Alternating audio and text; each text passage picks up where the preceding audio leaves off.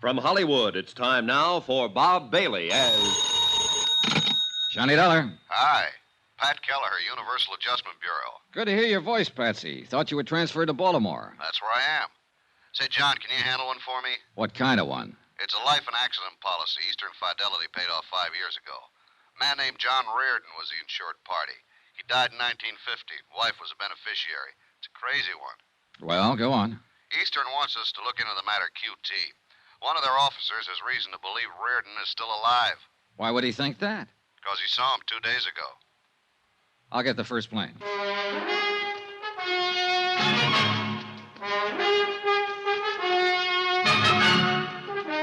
Tonight and every weekday night, Bob Bailey in the transcribed adventures of the man with the action-packed expense account, America's fabulous freelance insurance investigator. Yours truly, Johnny Dollar.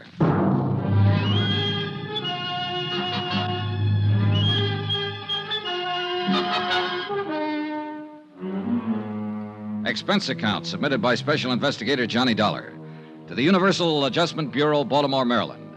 The following is an accounting of expenditures during my investigation of the Chesapeake fraud matter. Expense account item 1, $22.75. Plane fare and incidentals, Hartford to Baltimore. I arrived at 3:15 in the afternoon at Friendship International Airport. It was a cold, gray day. I took a cab directly to Pat Kelleher's office. Good to see you, John. He was 10 pounds heavier. Outside of that, he looked swell. We'll have to have dinner once a week, my wife. Where are your bags? You didn't go to a hotel. I checked my stuff at the airport, Patsy. I didn't know how long I'd be here. Over the Alleghenies on the plane, I got to thinking about the number of alive but dead reports I've investigated at one time or another. They happen all the time, but they never pan out. Yeah, well, this one isn't like that, John. Sit down. Thanks. You know, when a man like Paul Coombs, chairman of the board for Eastern Fidelity, not to mention vice president of 2 oil companies and 1 construction company, when he romps in here and says somebody's still alive, it's supposed to be dead, we got to listen to him. Sure you do, Pat. It's your job. Your job now. Coombs claims he not only saw Reardon, but talked to him. I'll go into that later. Policy was issued in 1944. Mm-hmm. My wife's a beneficiary. Yeah. Elizabeth Jane Reardon, $10,000. 20, John. Double indemnity on the accident clause. Oh. Well, look, I'll look at this stuff later. Maybe you better tell me about that first. Okay. John Reardon was lost in a boat accident out on Chesapeake Bay. When? August 13th, 1950. There were 4 people in the party. They went out for the afternoon on a power cruiser, and the thing exploded in the middle of the bay. Oh, yeah, I may have read about it. Was there a man named Sharpston involved? Yeah. Sharpston owned the boat. He and his wife were aboard, and another man named Blaine. Did all of them go down? That's right. They recovered Mr. and Mrs. Sharpston's body and Blaine's. They never found John Reardon. What caused the explosion? No explainable reason. It was never determined. Oh, there's always a reason. Yeah, well, that probably blew up with the boat, too. As it happened, we conducted the investigation for Atlantic States Limited. They held the insurance on the Sharpstons and the boat. These are our findings in the matter. We found no reason for Atlantic not to honor the claim made by Sharpston's estate. Mm-hmm. How about the other man who was killed, Blaine? His case was adjusted by another company.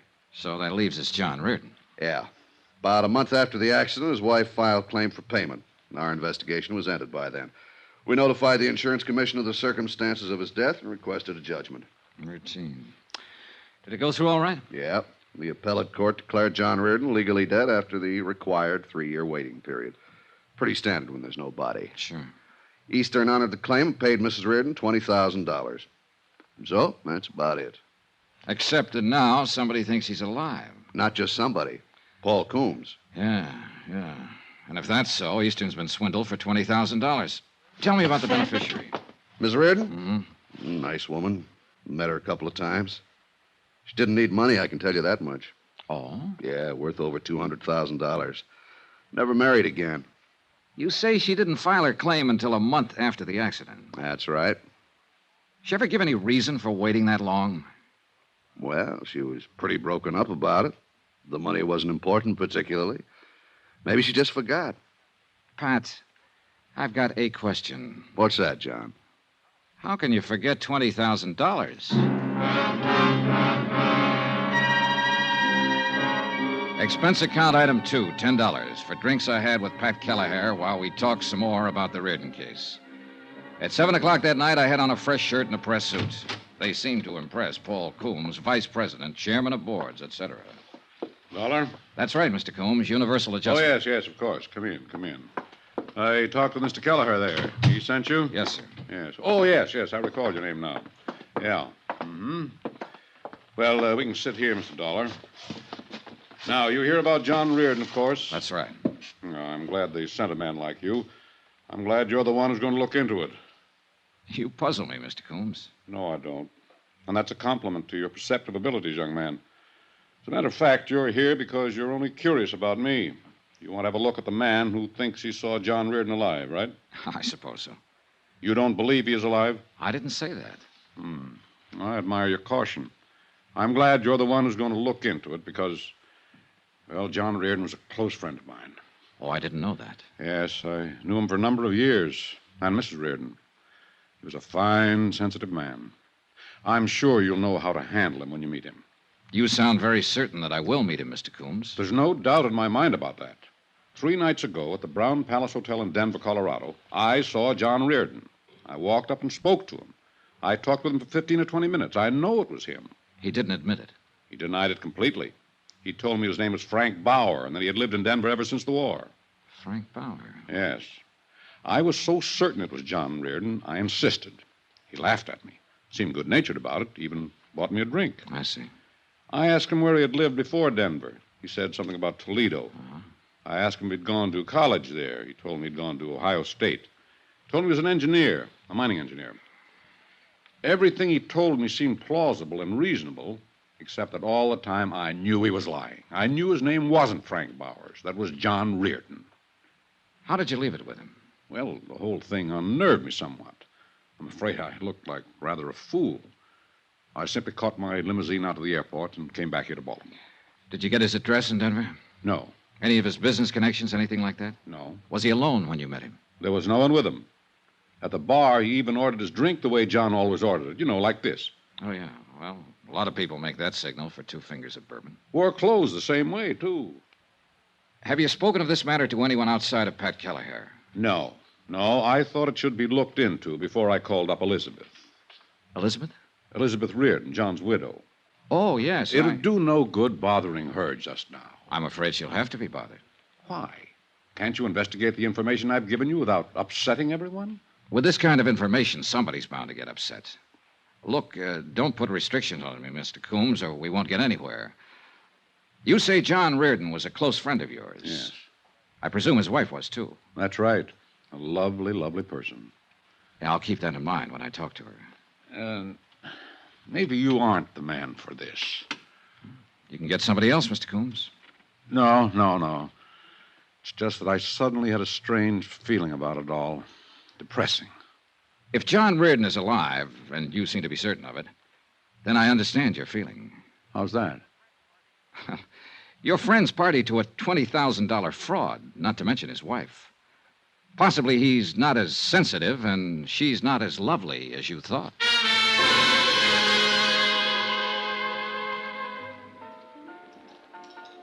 I spent the rest of the evening with Pat Kelleher and his wife, hoping to see the bright lights and listen to some laughter. We picked a couple of fancy bistros and started the rounds to watch champagne flow and eavesdrop on the happy stories of success, promotion, and love. But it didn't work. Like the place, John? Swell. You're as low as a cricket's ankle. Well, today a man kept telling me a friend of his was alive who's supposed to be dead. He told me what a fine fella this friend is, or was. Yeah. 99 times out of 100, I tell him to go jump in the lake, but Paul Coombs comes under the title reliable witness in anybody's book. Give me a match. Here.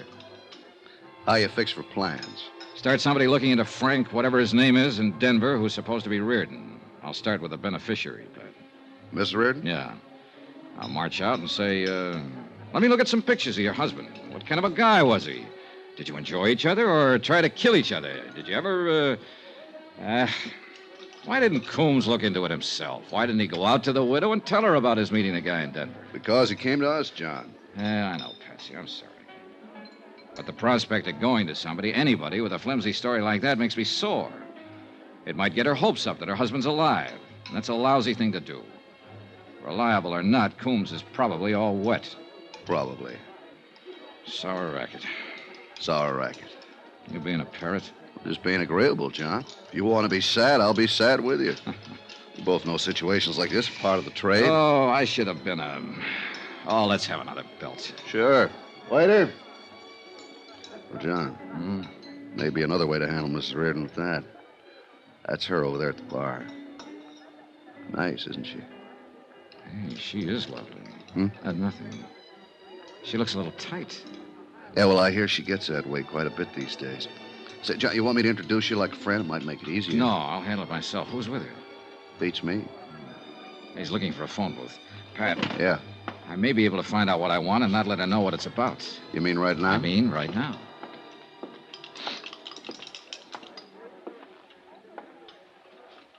Hello. You're Elizabeth Reardon, aren't you? Why, yes. Oh, probably you don't remember me. My name's Johnny Dollar. We met some time ago. I'm afraid I don't remember, Mr. Dollar. I'm in the insurance business. Don't remember? Well, where was it we met? No, I can't remember. May I sit down? Well, I'm expecting someone who'll be back in a minute. Yes. Would you care for a drink? I have this one, thank you. Oh. How's John these days? John? Your husband, Mrs. Reardon. His name is John, isn't it? My husband's been dead nearly 5 years. Oh, I'm sorry to hear that. I mean, it must be... Well, this is very awkward. That's all right. 5 years. I could have sworn it was just 3 years ago I met you and John. In Denver. It couldn't have been. We were never there.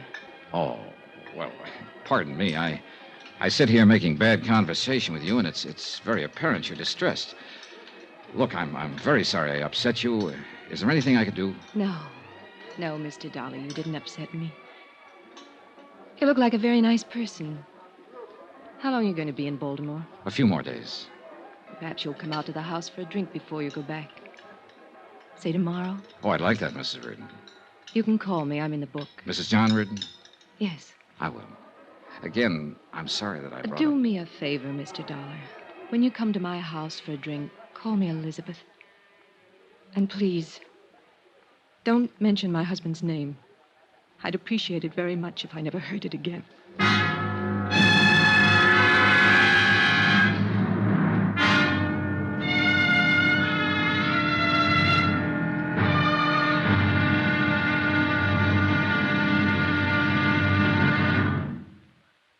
There'll be another exciting episode in our story of the Chesapeake fraud matter tomorrow.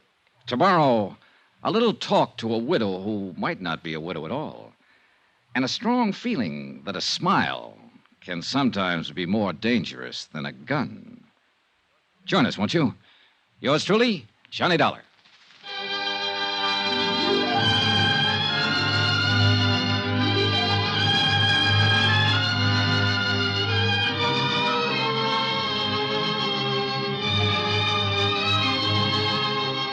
Yours truly, Johnny Dollar, starring Bob Bailey, is transcribed in Hollywood. Written by John Dawson, it is produced and directed by Jack Johnstone. Be sure to join us tomorrow night, same time and station, for the next exciting episode of Yours truly, Johnny Dollar. Roy Rowan speaking.